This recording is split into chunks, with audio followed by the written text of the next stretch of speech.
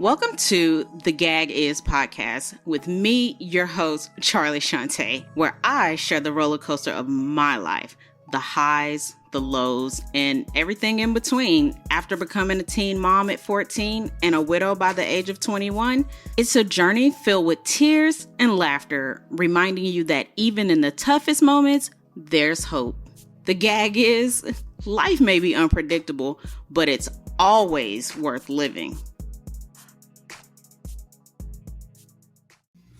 Hey y'all, welcome back. Thank you for tuning in to another episode of the Gag Is podcast. I am your host, Charlie Shantae, and we're back for another new episode. So fresh and so clean. If you have not already, please make sure that you like, subscribe, and download. Hit the notification bell if you're watching on YouTube. And if you are listening on your favorite podcasting app, please make sure that you are downloading the episodes and you subscribed as well.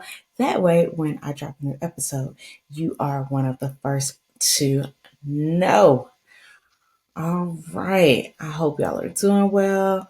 Don't I sound better? Like, I sound so much better because, like last week I was dying, getting over COVID, but this week I am.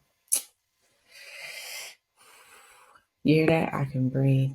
I can breathe real good. All right, so we're gonna go ahead and get into the episode. This is gonna be a two-parter. So go ahead, buckle up, hold on tight, get your favorite drink. So let's get into a review. Y'all know I thrive on reviews. So this review left and it says, love this. This is some real life stuff too. It'd be so funny because it's just so true, so relatable. Keep up the good work. Thank you. I appreciate that. After you listen to your episodes, please make sure you are leaving a review. You can leave me a review on your podcasting app, on Instagram, or on YouTube. You never know, I might read your comment on the show. All right. So today we're going to talk about imposter syndrome. This is it's going to be a good one.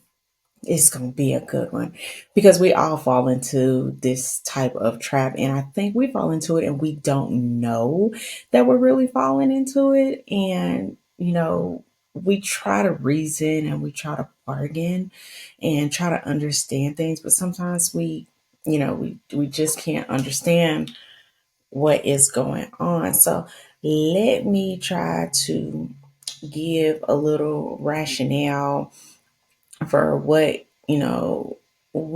could be like going on with it. We all deal with it, so let's get into a little bit about what it is, types there are, how you can overcome it, and when to seek help. I will say this first and foremost, that I am not a professional, so any advice that you hear in today's episode, it's not professional advice. It's just some of the things that I have used to get me through. So if at any time you feel like you need help, please seek professional help, so they can get you through. And if you ever feel like you may want to harm, or someone who is suffering with thoughts of harm, please get them help. There are numbers to dial for them. I believe it is 988 pound 988. And yeah, so let's get into it. So imposter syndrome, like, what is it? Like, imposter syndrome, I mean, I guess it's like how it sounds. You think you somebody else, or you take on the notion of the mindset of someone else. So it's considered a behavioral issue that encompasses self-doubt, skills, or accomplishments. OMG, when I tell you that this is hardcore, like, I never really knew this.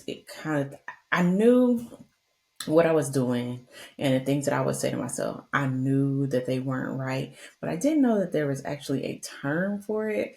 So this is kind of like when I was reading and getting ready for the episode, was like, wow. I was like, this is real interesting. Okay, it kind of makes sense. It makes sense. So, it's not, unfortunately, it's not something that's diagnosable. It's not something that you can find in the DSM 5. And for my non medical people, the DSM 5 is the medical, it's like the medical Bible. It's kind of like, do you have this? Yes or no? And it's kind of like a flow chart. So I call it like the medical Bible. It's really, really big. It's like probably like that thick. Yeah, it's real thick. It ain't nothing that you just gonna pick up and read like when you ain't got nothing to do. Like you're not just gonna do that. And so, things like taking risks and pursuing things because of the risk of failure. Some of the common characteristics of this are self doubt, sabotaging your own success, having low self esteem, fear of failure, and comparing yourself to others. Now, I'm gonna get real candid with y'all, real vulnerable, because I know that my story is going to help someone, and if I help one person, to me that's an accomplishment. That is a win. Ugh, my lips. If y'all been watching this, I'm sorry, my lips are just ugh, I don't know. But I'm be a little bit vulnerable in this episode. So, this is a safe space, you know, so no judgment here. Because there's somebody out there that's gonna see this or that's gonna listen to this and they're gonna be like, dang, I feel the same way. Okay. I'm glad I'm not the only one that feels like this. Nah, sis, you're not the only one that feels like this. So I'm gonna say what it is that's on your mind. So there are 5 different types of imposter syndrome. And it's crazy because when you think about when, they be like, are you this or are you that or are you this or are you that? Can I be both? Can I be all of them? Because as I was reading this, I was like, dang, think I all of these because I got like a little sprinkle here and there of this and some of that. Like, I don't know. I look, I'm all of them. I ain't even gonna lie. I ain't even gonna hold you. I'm all of them. So you have the perfectionist, superhero, natural genius, the soloist, and the expert. Listen, I ain't no perfectionist, and I don't try to be a perfectionist because I know nobody's perfect. So I think this is probably the one that I'm like, nah, this ain't. Nah, it's not me. And so the perfection, we're gonna talk about each one of them too. So we're not just gonna gloss over, we're gonna kind of go into depth a little bit. And again, I am not a professional at this. This is just like I said, some homegirl advice. Um, so we just dabble on it a little bit. So the perfectionist, you feel that everything has to be perfect, and I do know people like this. I'm glad I'm not like this because this seems difficult to keep up. It seems very tiring. Like everything like has to be perfect. And I see people go through this and I'm like, dang man, like and like they're always so like tired looking and it's like every T has to be crossed, every I has to be dotted. And it seems like they be running in circles. They don't know where they coming or going. And that's crazy.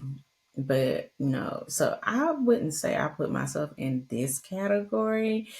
Um, and people who suffer from the perfectionist portion of imposter syndrome can suffer from performance anxiety. They micromanage everything.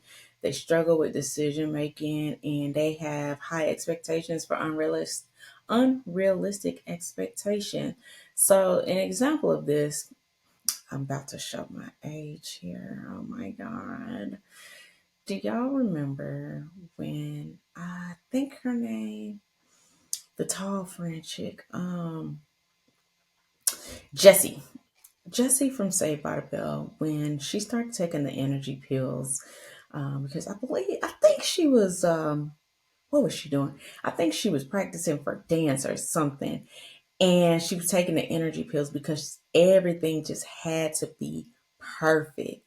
And the night of the show, I believe, if I remember this episode correctly, I believe she actually missed it because she had taken so many of those pills that she had passed out. That's somebody that's striving for perfection, and it can it can be very dangerous. She crashed and burned from low, she was tired because she was trying to keep up, this facade that she's perfect when really she's not.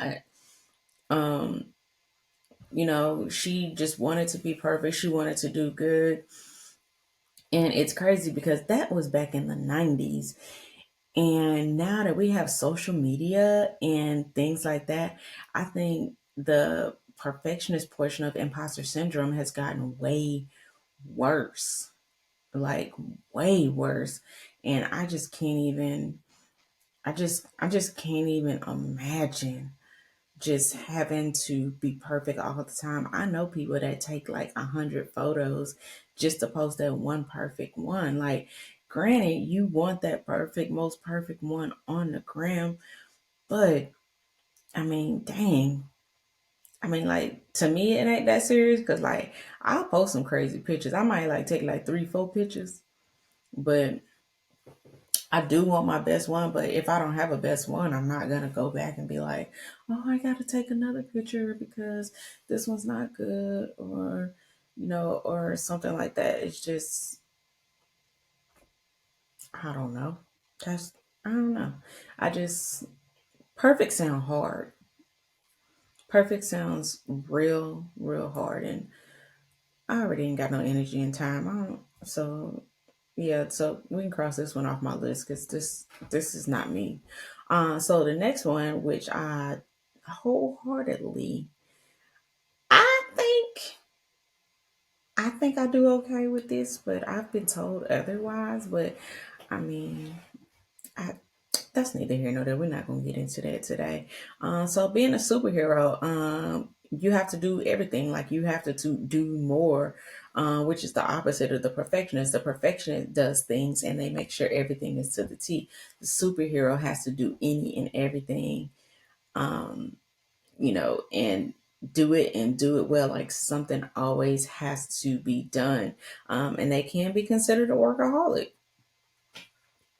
I mean, I think a lot of people probably suffer from this. It's because you feel like if you're not moving, you are losing out on valuable time. And with this one, you don't handle constructive criticism well, and you feel guilty when you're not doing anything or enjoying leisure. I have gotten criticism from people, and people often package criticism, they package their true feelings as criticism. And you sometimes those lines get blurred, and I'm like, I'm the type of person, tell me how you feel. Tell me how you feel and let me deal with how I react to it. I think we get caught up sometimes. We tell people something and then we get mad at the way that they react to it. If you're telling me something about me, you can't get mad at me for the way that I react to it. You just can't. Because if you say, Charlie, you're ugly, okay, and you don't like the way I respond, you're not in charge of how I respond. Like, you told me what you had to tell me. You can't tell me how to respond to what it is you said. It just does not work like that. Feeling guilty when you're not doing anything or enjoying leisure. This is one that probably for the past year I have suffered with, because I finished grad school last May. And so I went to school back to back, associates, bachelor's, master's. And once I finally finished my master's, I was like, all right, great. I have to jump right into my PhD so that I can, continue and stay in the flow of things. And in all honesty, I needed a break. I really needed a break. I I was just going and going and going and going. Like I would work during the day as a teacher and then I would drive 45 minutes to school one way and then come home. And I did that twice a week. So when school was fine, when I finally graduated last May, for up until even a couple of weeks ago, I was having this conversation with somebody. I said, I feel like there's something I should be doing because every weekend I had it planned out that I would do my work. The time that I was like, okay, I got to do laundry at this time. I got to spend time with the kids at this time. Everything had a time, place, and it had a slot. And after I graduated, I just didn't. I had that time. I just had time on my hands, and I was like, oh my gosh, I should be doing something. But the something I should have been doing was relaxing and resting and catching up on my shows. I should have been doing that, but I was too busy trying to continue to put more on my plate than what I could already bear. I It was a rough summer, so I should have been sitting down somewhere. I had just had major surgery. I lost my grandma and all of this. I graduated college. I had major surgery, major emergency surgery, and lost my grandma in a matter of 6 weeks. So it was real terrible.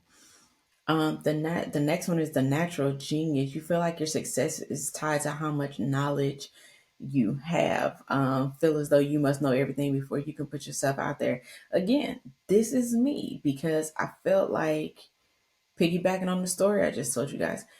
I felt like I needed to go get my PhD so that I can get the job that was suitable for me. I'm like, nobody's going to want me with just a degree and a little bit of experience. If I have a PhD, they're going to know she knows it all. She knows it all. She's good. But in reality, that's not really the case. That's not really how that goes. It's just like what they call it career students because we feel like we want to know everything about everything, but there's no way you can know everything about everything, you know. So, you feel like you got to know everything before you put yourself out there. You feel like success has come easy to you in the past and you have very high standards for yourself. Ain't nothing wrong with having high standards for yourself. Like, you should have high standards for yourself.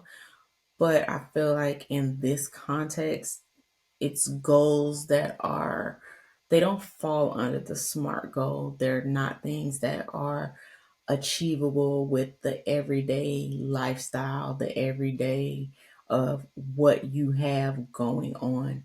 It's just, I would call it unrealistic. To be honest with you, it's uh, just unrealistic. Like you can't know it all. Like because look at it like this. Think about it like this. How many times have you gone to a job and you got all they be like, do you know how to do the Mickey Mouse service? Do you know how to do the lamb chop service? Do you know how to do the lavender parade program? You know how to do all that. Guess what? Just for you to get there and they don't use none of them programs and they gonna teach you how to use the program that they want you to use. How many times has that happened? And you be like, well, you asked me if I knew how to work out these programs and y'all don't even use the programs. Now I gotta learn something new. Yeah. Yeah. So I've broken myself from this one because I don't know it all. I will never know it all. And that's just the simple fact of that. The next one. I don't think this is me. I don't know. The soloist. You internalize failure as positive feedback to a situation. So it's like if you fail, you like, all right, cool, I failed. yeah, I'm just like I don't know, like with the soloist, you struggle to network. You feel incompetent. If you have to ask for help and you feeling the need to accomplish everything on your own, nobody can accomplish everything on their own. In some situations, you can, but not everything. Like you cannot accomplish everything on your own. Sometimes you gotta ask for help, and it's okay to ask for help. And we're gonna get into that later when we talk about dealing with overcoming imposter syndrome. I feel like this microphone's not working with me today. Like I feel like it don't want a microphone today. But praise the Lord, Amen. We're gonna do what it is we need to do. And the last one is the expert. This is similar to the perfectionist. You downplay your smarts and abilities, skills, and talents, and you feel as though things happen by chance, not by one's own abilities. This one, this one. I would say I am 1000% guilty of this particular portion of imposter syndrome. I am a very smart person. I have always been a very smart person. My friends tell me all the time, girl, I don't know why you be downplaying. Like, my best friends get on me so hard all the time because I'm like, man, I want to do this. But even with starting this podcast, I remember telling my best friend, I'm like, so I have two best friends, and their initials, all three of them, just happen to be TNT, um, which is wild. But that's my crew. So if you ever hear me say TNT, then that's who I'm talking about. But I talked to each one of them, and I talked to T, one of my T's. I talked to his nickname is Nelly, but not it's not rapper Nelly or nothing like that. We call him Nelly. Tarvis. And I was like, look, I was like, I'm ready to do this podcast. I'm ready to put it out here. You know, I was like, I don't know how it's going to go, whatever. And he was like, you going to be okay. He was like, you're going to be good. I was like, I just don't know what to expect. I talked to Nikki, and Nikki was like, girl, calm down. She was like, you gonna do this and you gonna do it and you gonna be good at it. So calm down, just chill. Everything's gonna be good. Talked to my other best friend, Tiffany. Tiffany was like, girl, she's like, you gonna be just fine. She's like, I don't know what you be tripping for. She's like, you're so talented, you're so smart, and she's like, you always downplaying your abilities. She's like, go ahead and do what you gotta do.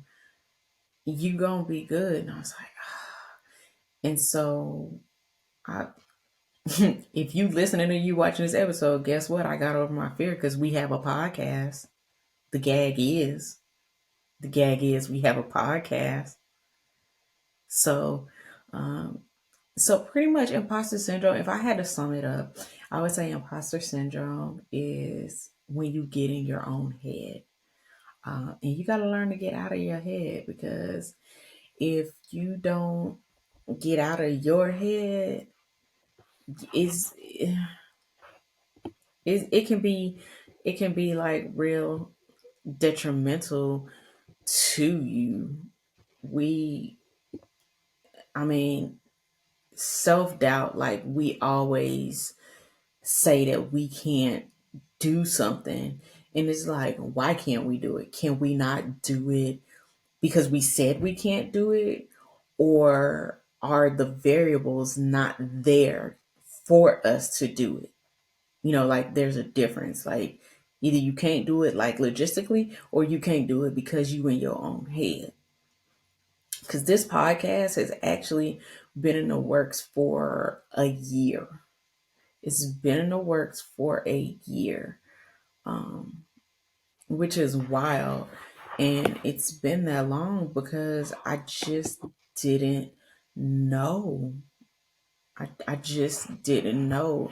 And I'm like, I can put it out there and only like 2 or 3 people gonna listen. And, you know, 2 or 3 people are gonna listen. I'm only gonna have 4 or 5 views on my video, and it's just not gonna do good at all. And I'm over here, spending my good time and effort and working hard, and like my message is not going to get to anybody. And it has actually been the opposite.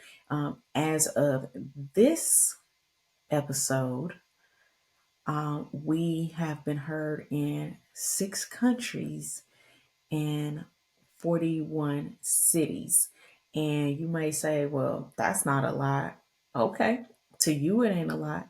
But to me, that's a super accomplishment because I'm just getting started, and I know I'm nowhere near where I'm going to be. So for me to be a fairly new podcast and in 6 countries and in 41 cities, and it happens to be 41 cities, I don't even know people in all of those cities. So that means people that I don't even know are listening to this show. Um, and like that makes me smile on the inside, like because my hard work is paying off and people are listening.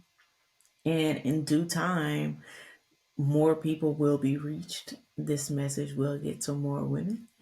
And, we just gonna go from there. We're gonna go up from there. I'm super glad that I have learned to get out of my head, um, because, man, when I tell y'all I was in my head real, real bad, I mean, like, real bad. Like, another example, I was teaching, and while I was teaching on my lunch break, I got all my documents together and I applied for grad school. And like a couple of days later, I got the thing saying that I had been accepted. And I was like, oh my gosh. I was like, I got accepted into grad school. And one of the mentors at my school, he was like, why are you surprised? He's like, you are so intelligent. He's like, I don't know why you thought that you would not get in. And I'm like, I don't know, because like through undergrad and through grad school, I've always maintained a 3.0 or higher. In grad school, I finished with a 3.8, something like that. It was something like that. And I've always had high, my grades have always been high, but he's like, I don't understand. He was like, you're so smart. I don't, he's like, you're a black woman in a STEM field. And he's like, that's very rare. So why, I don't know why you're doubting yourself. And I was like, look, I don't know why either. But I do. I don't do it on purpose. And so, it's a little self sabotage. And I'm working. I'm working on it. Yeah, Carol is working on it. I'm working on it, slowly but surely. Because I do want to change that. I don't want to be like that all the time. Because I know what I have to offer. I know that what I have to offer is very beneficial. Because what I'm telling you guys, I always tell people around me when people call me and ask me for advice. My girlfriends, I keep it 1,000 with them. That's the only way I know how to be, is to keep it 1,000 with them. Uh, but yeah, imposter syndrome, it can get you in some places. So on our next episode, which is going to be part 2 of this, we're going to go into imposter syndrome and where it came from, who it affects, and how you can get over it, because you're not alone. You are not alone. You are smart, you're beautiful, you are intelligent. And we're gonna work on getting you up out your own mind so that that you can continue to grow, you can continue to thrive, and I can continue to, you know, support y'all like virtually, virtual homegirls. So if you're watching this, in the comments, go ahead and let me know if you think you suffer from imposter syndrome. And if you do, which one? Like, which one do you think you are? And if you are listening on your favorite podcasting app, go ahead and head over to at the gag is pod on Instagram and leave me which one you think you are underneath the highlight preview video from this week. And let me know so that we can like discuss it. Like let's discuss it. I want to hear what you guys' thoughts are on this.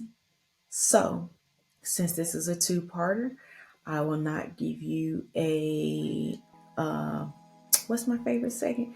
I will not be giving y'all a you can't make this up and a lyric of the week, but I hope you enjoyed this episode. So, until I see you guys next week, bye guys.